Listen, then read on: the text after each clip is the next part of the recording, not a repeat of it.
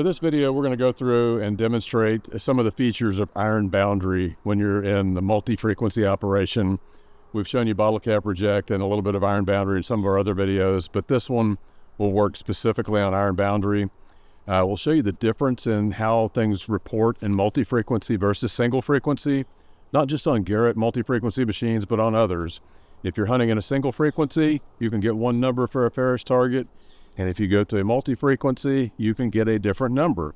You'll experience that on Vortex, and we've tested a lot of the other machines that have multi-frequency. You'll see the same variance. They're generally pretty consistent in the single frequencies, but it's a different analysis when you get to multi.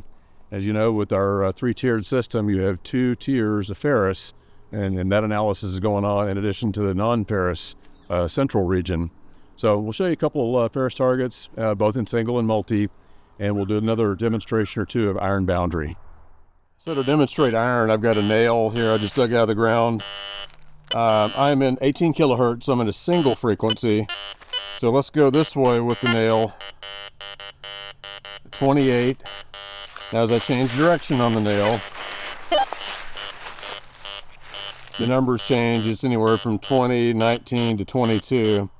That's the way ferrous objects work, is the orientation to a coil like this. So 21, 22 to a higher number that direction. Now in Vortex and other multi-frequency machines, you will not necessarily have the same reading. It's a different analysis going on in the multi-platform. Here's the same nail going this direction. It was 20, 21. It's a 16, 18, so it's a little different. And as I turn on it, it's an 18 or so. So not the same reading between single and multi. With Vortex, your iron boundary is a key setting for helping you reclassify iron targets that might otherwise sound like good targets. Great thing to have on an old site like this that's just filled with iron.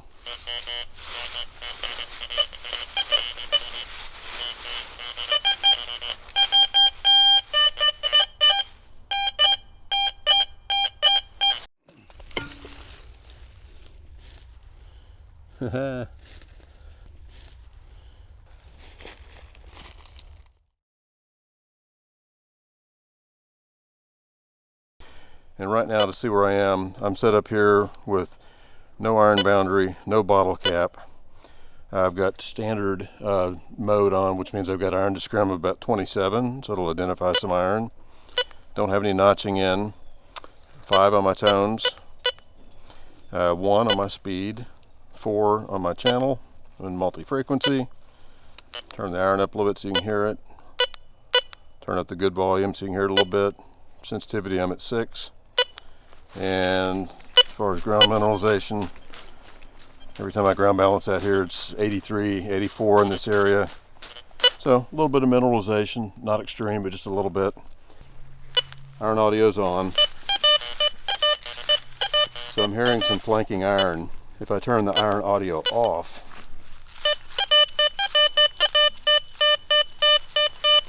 sounds like a great 65 signal for multiple directions. Now, leave the iron audio off. I'm going to go to iron boundary. Let's go to 2 and go back over this again. Starting to break a little bit. As I spin, it's still hitting in the 60s, but I'm getting some lower scale pings here and there. Definitely some good brokenness there. You know, some machines that run a simultaneous multi-frequency, you can have a good target and a ferrous target overlap each other, and the only way to tell the difference in the numbers is they'll flash a red indication if it's ferrous when you've got your ferrous control set. Some call it iron boundary, some call it iron bias. Either way, you're checking ferrous content, either audibly or flashing some red on the screen. In this case, we've got iron boundary cranked all the way to the max. And whatever I've got is out of the ground. It does not sound good now that it's out of the ground.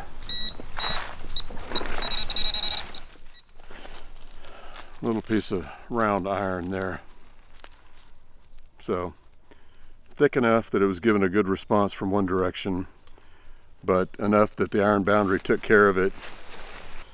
All right, here's a target. I'm in standard multi-frequency still. 65.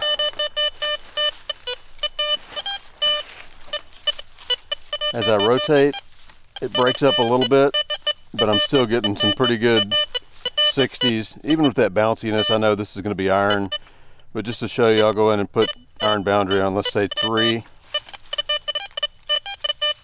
Extremely broken from this angle. Come back over this way. It's bouncing with pixels on the middle and the lower ferrous scale. So to me, that's a clear indication. If I'm still unsure, I can crank up iron boundary even higher. I'm on 5 now.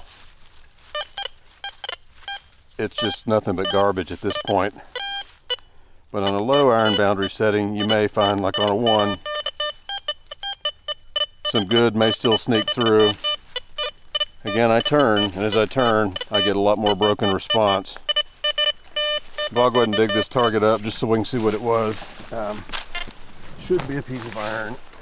Oh, and of course it's in the roots here, so this may take me a minute to get it out. Through this, so I don't put myself in the eye.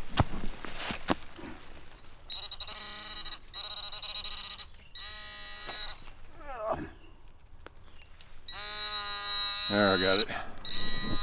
Whatever it was, this rascal was under this root.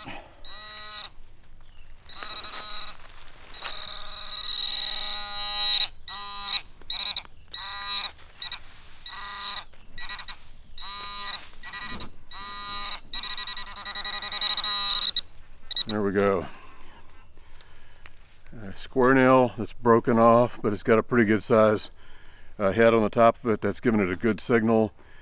But you could tell from the iron boundary, it broke it up very good. The higher I set it, the more it was broken up. And particularly as I start to change directions on the target, it tells me pretty quickly that it's iron. So that is some of the value of not digging this kind of stuff, but also finding some of the bullets and buttons we've been finding out here.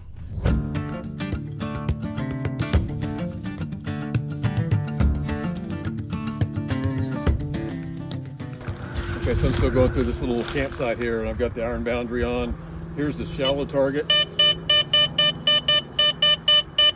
Could be anything. I could probably almost hear that with a pin pointer, but it's hitting up in the 60s. Right there, I can almost dig it with my fingers. Ah, well, it's not a button, but it's a Civil War bullet. That's pretty cool, but that's the iron boundary, so there was no indication of iron whatsoever. Nice lead target. Could have easily been a button, but it just gave a higher number of the 60s like a button would have. But hey, I'll take it.